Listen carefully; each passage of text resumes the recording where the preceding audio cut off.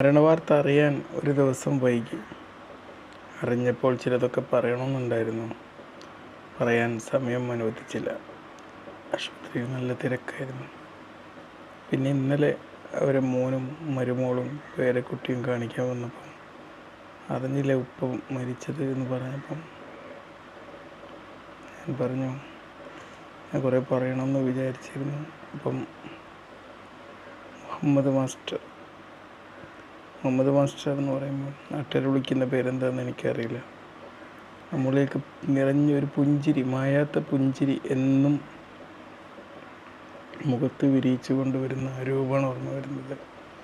ശബ്ദം, അതും വളരെ നിഷ്കളങ്കമായ ഭാവത്തിൽ പുഞ്ചിരിയോടെ സംസാരിക്കും. ഞാനെപ്പോഴും പറയും, നിങ്ങളെ കാണുമ്പം ഞങ്ങളുടെ പൂന്തി സ്കൂൾ HM VM അബ്ദുറഹ്മാൻ മാഷ ഓർമ്മ വരും എന്ന് പറയും. VM അബ്ദുറഹ്മാൻ മാഷ ഓർമ്മയായിട്ട് ഏതാണ്ട് വർഷങ്ങളായി. ആ ഓർമ്മകൾക്കൊരു നല്ല ജീവൻ നൽകിയായിരുന്നു മാഷ കാണുമ്പോൾ. ഈ മാഷും ഒരു മാഷാണ്, അവരും മാഷാണ്. എൻ്റെ ഉപ്പാൻ്റെ അടുത്ത ഫ്രണ്ടുമായിരുന്നു VM അബ്ദുറഹ്മാൻ മാഷ്.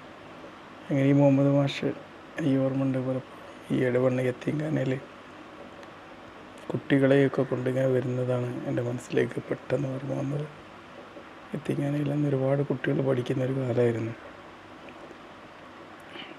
സ്വന്തം കുഞ്ഞുങ്ങളെപ്പോലെ പരിചരിച്ച് മാഷിങ്ങോട്ട് കൊണ്ടുവരുമായിരുന്നു. പിന്നെ ഇവിടെ വന്ന് പല കാര്യങ്ങളിങ്ങനെ വർത്തമാനം പറയും, സംസാരിക്കും. അപ്പോഴൊക്കെ എളിമ നിറഞ്ഞ ഒരു സംസാരം. മനുഷ്യനെ സംബന്ധിച്ചിടത്തോളം ഏറ്റവും വലിയ ഭാഗ്യം എപ്പോഴും പുഞ്ചിരിക്കാൻ പറ്റുക എന്നുള്ളതാണ്.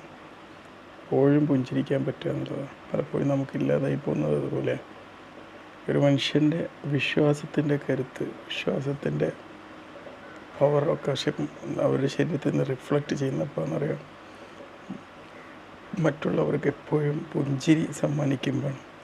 ഒരുപക്ഷെ ഏറ്റവും വലിയൊരു ദൈവിക സ്മരണ അല്ലെങ്കിൽ ഒരു ദൈവിക ആരാധന എന്താണെന്ന് ചോദിച്ചു കഴിഞ്ഞാൽ അതെല്ലാ മനുഷ്യർക്കും പുഞ്ചിരി സമ്മാനിക്കുക എന്നുള്ളതാണ്.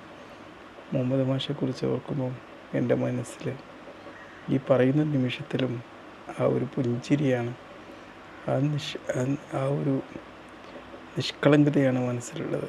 നിഷ്കളങ്കതയും പുഞ്ചിരിയും അതുപോലെ തന്നെ എല്ലാവരെയും സ്നേഹിക്കാൻ പറ്റുക എന്നുള്ളതൊക്കെ തന്നെയാണ് ഒരു മനുഷ്യൻ്റെ ജീവിതത്തിൽ അവർക്ക് ഈ മനുഷ്യകുലത്തിന് സമ്മാനിക്കാൻ പറ്റുന്ന ഏറ്റവും വലിയ ഗിഫ്റ്റുകൾ. ആ ഗിഫ്റ്റുകളൊക്കെ നൽകിക്കൊണ്ട് തന്നെയാണ് മാഷ ഈ ഭൂമിയിൽ നിന്നും ഇവിടെ പറഞ്ഞത്.